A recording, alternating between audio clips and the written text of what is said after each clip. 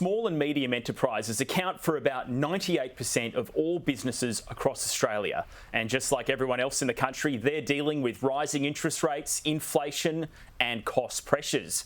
A new survey by ScotPac, Australia's largest non-bank lender, shows wages and compliance costs are major concerns too.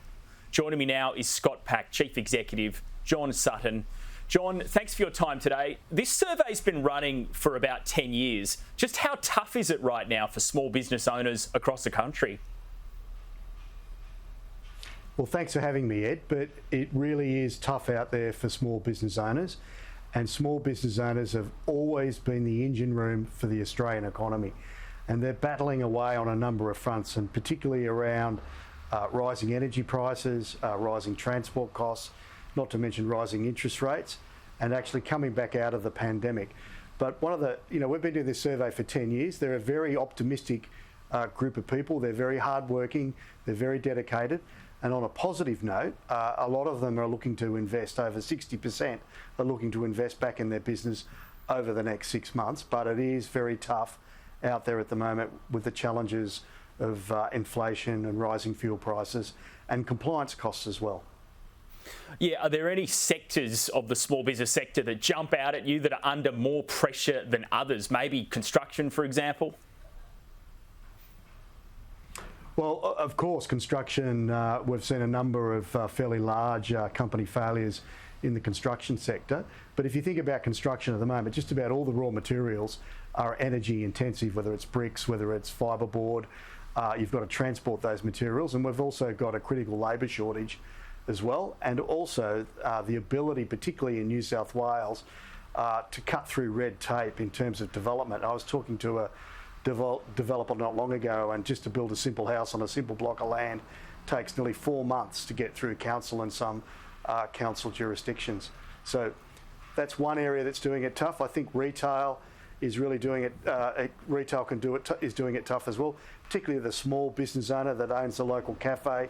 They want to put 6 or 7 tables outside their restaurant or cafe. They've got a horrendous amount of red tape that they've got to jump through to actually get council approval to be able to do those sorts of things.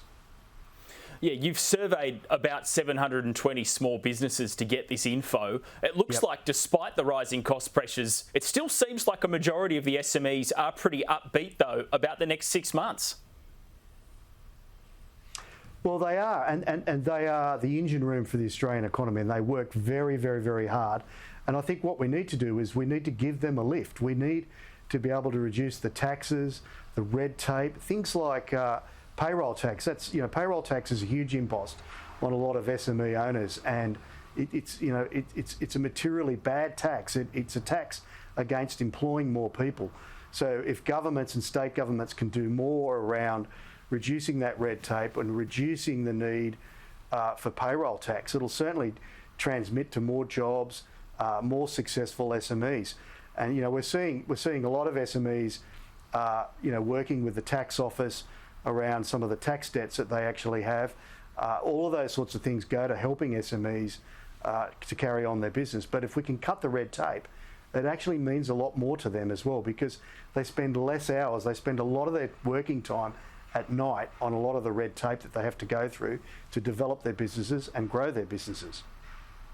Yeah, New South Wales state election, that's tomorrow. Is there anything businesses are really hoping to get out of it from either Perrottet or Mins? Is it payroll tax and cutting red tape? Are those two of the biggest? Well, I've got to say, being a close observer of the election, both sides of the opposition and the current government have got policies around supporting SMEs. And for example, there's $1,000 being made available by the government at the moment to actually spend that with SMEs advisors. So one of the things we always say at ScotPac, plan for the future. Talk to your advisors, talk to your accountants, talk to your lawyers, talk to your financiers.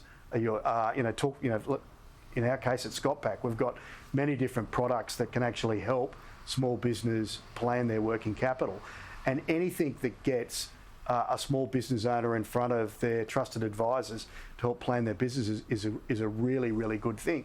And I think if governments or the opposition also looks at how they can actually take away the impost of payroll tax or reducing payroll tax.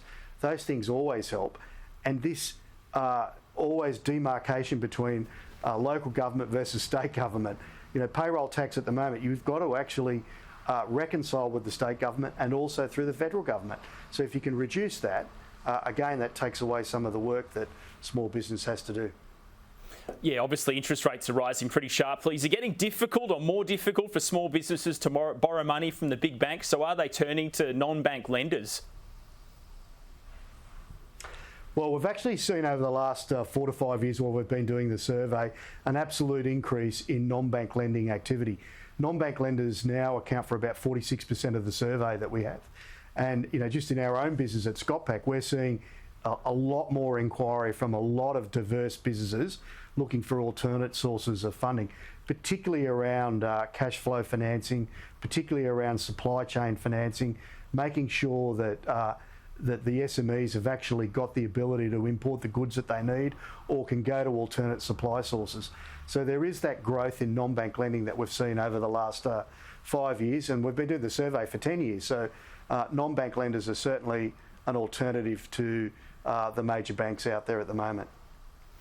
And John, you're the former CEO at Bank of Queensland. We've seen some big bank collapses overseas recently. Silicon Valley Bank, the US, Credit Suisse in Europe. What's your sense of the Aussie bank sector? How strong are Australian banks compared to ones overseas?